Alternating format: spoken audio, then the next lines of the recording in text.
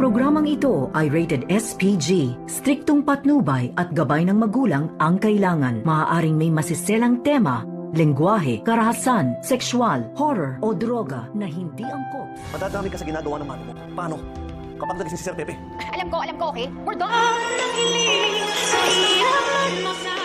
Narito na nga ang ating pagkabangan ngayong Webes sa abot kamay na pangarap. Sa wakas ay nagawa na ngang maipakilala ni Giselle itong kanyang anak na bago daw dito sa Apex Hospital at makakatrabaho, at hindi lang iyon, pati na rin itong si Eric. At tila hindi naman nagustuhan dito ni RJ ang ginawa nga ng kanyang kapatid na si Giselle, dahil hindi daw ito kumonsulta sa kanya bago bigyan ng posisyon sa Apex itong si Eric. At hindi nagtagal ay pumasok na rin dito si Eric sa conference room kung saan nag-uusap itong dalawang magkapatid. At dito naman na sinabi ni Eric sa kanila na qualified naman daw itong si Eric sa ganong posisyon dahil sa may hinahawakan daw siyang ospital sa Amerika. At tila hindi naman makampante itong si RJ sa sinabi ni Eric, at maya-maya din ay tila nakipagbati na rin itong si RJ dito nga kay Eric.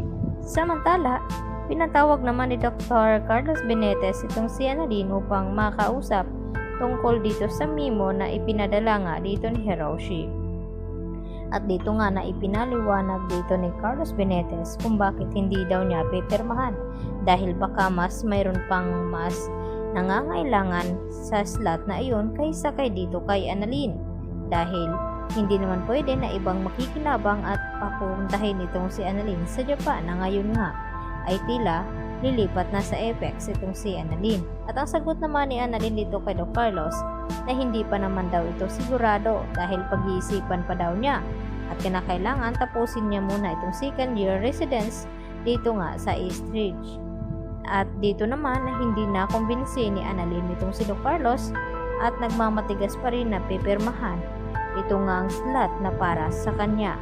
Kaya naman hindi nagiging maganda itong mood dito ni Annalyn na maabutan ito ni Harry at dito ni Doc Lyndon Javier.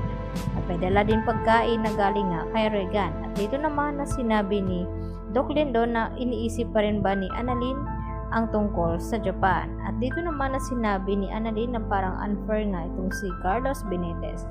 At nagbigay ng kaunting payo itong si Doc Lyndon na sana raw ay patunayan ni Annalyn na karapat dapat niyang makuha itong slot na iyon, nang sa ganon ay makakapunta siya dito sa Japan.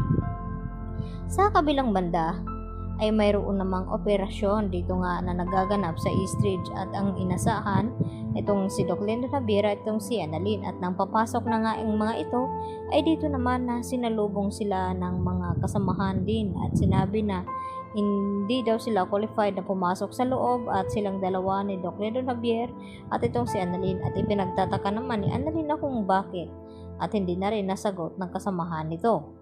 At maya-maya din tumawag naman itong si Carlos dito kay Zoe upang ipaalam na baka madadama itong kanyang anak sa mga pinagagawa ni Moira, at nalaman niya na nasa Japan nga ito. Kaya yun pala ang dahilan na kung ayaw payagan ni Carlos Benitez na magtungo roon itong si Annalyn sa Japan, dahil alam niya na naroon itong si Zoe. At dito naman sa hindi inasahan ay narinig mismo dito ni Annalyn nang papalabas na sana siya ay dito naman hindi inaasahan na napadaan siya na may kausap nga sa cellphone nitong si Doc Carlos Benitez. Ang kausap nito ay Zoe, at narinig niya na baka kapag nagising daw itong si Don Pepe ay baka makukulong itong si Zoe at maradamay sa mga pinagagawa ni Moira. At nagulat itong si Annalyn na kung bakit nasangkot ang pangalan ni Zoe sa sinabi ni Doc Carlos Benitez.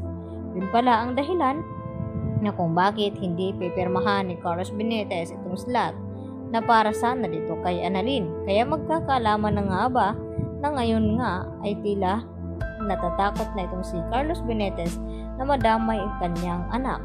Yan ang ating pagkaabangan bukas mga kapuso. Dito lamang yan sa Abot Kamay na Pangarap, at huwag niyo po sanang kalimutan paki-like ang video na ito na kung ikaw ay naniniwala na mahuhuli na nga ba ni Annalyn itong si Carlos Benitez. Yan lang po, at hanggang sa muli. Bye-bye!